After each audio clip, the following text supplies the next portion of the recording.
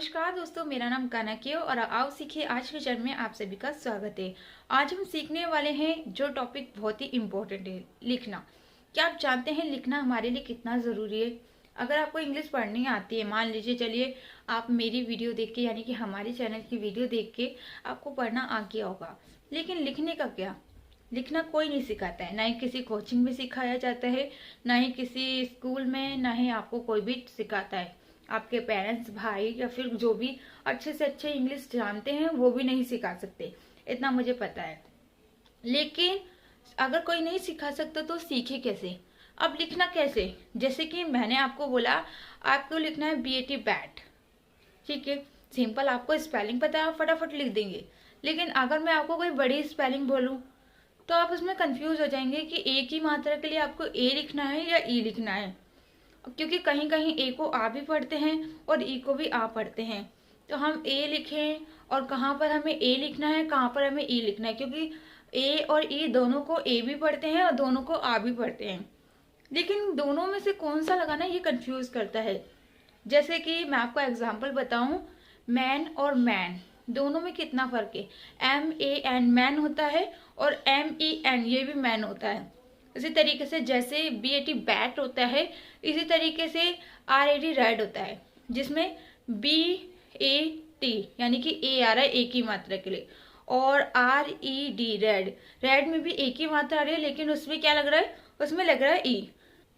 लेकिन अगर आपको मान लीजिए मैं बोलती हूँ रेड लिखिए या बैट लिखिए, आप लिख देंगे, मैं जानती हूँ, क्योंकि आपको वर्ड मीनिंग याद है और ये नॉर्मल छोटे छोटे टॉपिक है जो सबको पता होते हैं। लेकिन मैं इससे इसलिए समझा रही हूँ क्योंकि आपको जब भी समझ में आएगा जो आपको पता है। अगर मैं कोई ऐसी वर्ड मीनिंग बता दूँ जो आपको नहीं पता है तो आपको नहीं समझ में आएगा।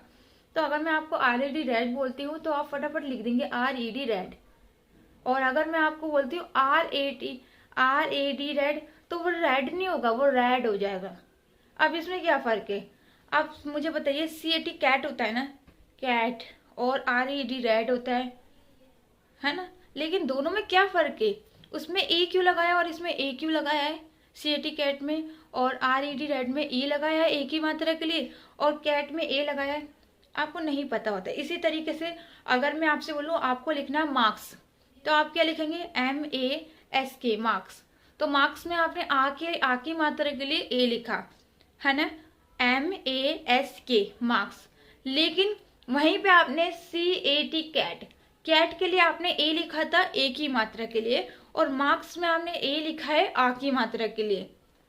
तो आपको कैसे पता चलेगा कि यहाँ पर ए लिखना है, यहाँ पर आ लिखना है? आप तो ए, अगर आप CAT कैट के हिसाब से चलेंगे तो ए लिखेंगे हर जगह ए को, और मार्क्स के हिसाब से चलेंगे तो आ लिखेंगे ए को। और मार्क्स हो गया, वाक्स हो गया, और टास्क हो गया, क्लास हो गया, CLASS होता है ना क्लास में, तो उसमें भी ए लगाया जा रहा है। लेकिन आपको कैसे पता चलेगा? टॉपिक ये है। तो चलिए मैं छोटे से टॉपिक से आपको समझा देती हूँ। आपको कैसे पता चलेगा? देखिए, कहीं पर भी अगर ए की आवाज आ रही है झटके से, ए, जैसे कि रेड, रेड ऐसे नहीं पढ़ते ना, आप कैसे पढ़ते हो? रेड, झटके से ए बोलते हैं, तो आपको ई लगाना है। और अगर आप थोड़ा स्लो बोल रहे हैं, जैसे कि कैट, कैट ऐसे नहीं बोलते, हम क्या बोलते हैं? कैट। अगर ए के बाद आ की आवाज आ रही है तो आपको ए लगाना है। अब क्वेश्चन है कि ए को आ कब पढ़ना है? अगर ए के बाद एक साथ दो कॉन्सोनेंट आ रहे हैं तो आपको ए को आ पढ़ना है, जैसे कि क्लास, CLA, ए के बाद क्या आ रहा है? SS आ रहा है, यानी कि अगर ए के बाद एक साथ दो मात्राएं नहीं आती है, कॉन्सोनेंट आते हैं, जैसे कि एस क्या है? मात्रा नहीं है, दूसरा एस क्या है? वो भी मात्रा नहीं, तो दोनों क्या है? मात्रा नहीं है। अगर एस ए के बाद एक साथ दो कॉन्सोनेंट आते हैं यानी कि व्यंजन, तो आपको ए को आ पढ़ना है। अगर अभी भी कुछ समझ में नहीं आया तो आप हमारी कोचिंग ज्वाइन कर सकते हैं, जिसमें मैं आपको ऐसी ऐसी चीजें सिखाऊंगी बिल्कुल जड़ से, जिससे आप कभी भी स्पेलिंग में गलती नहीं करेंगे लिखने में। पहले पढ़ना सिखाऊंगी, क्योंकि मेरे ये रूल्स है कि मैं पहले पढ़ना सिखाती हूँ, इसके बाद आपको लिखना सिखाऊंगी। हमारे कोचिंग में यही चीजें हैं कि हर चीज हम पहले स्टार्टिंग से शुरू करते हैं, ताकि उसको जो भी इंसान सीखना चाहता है उसको जो चीज सीखना है वो सीखने को मिले।